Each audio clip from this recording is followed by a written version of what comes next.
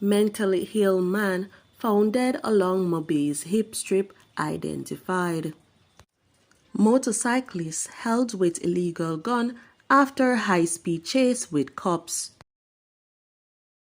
Please remember to subscribe, like, share, comment, and don't forget to hit that notification bell so you can always be updated with the latest news. Now for the news in details. The Montego Bay Police in St. James have now identified the man who is believed to be mentally ill, whose body was found with chop wounds along a section of Jimmy Cliff Boulevard last Tuesday. He is 22-year-old Roshane Bulgin, unemployed of Williamsfield community in the parish.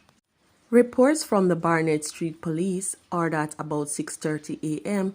on the day in question, a team was on patrol along a section of Jimmy Cliff Boulevard when cops stumbled upon the body of a man.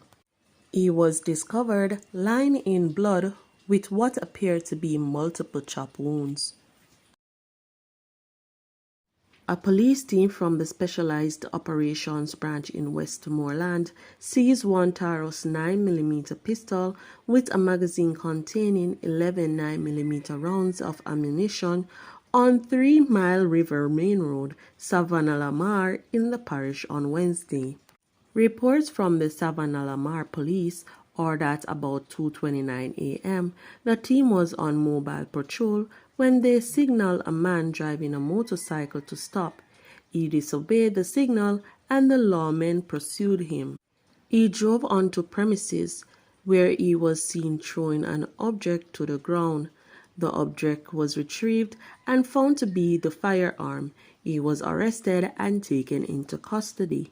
His identity is being withheld pending further investigations.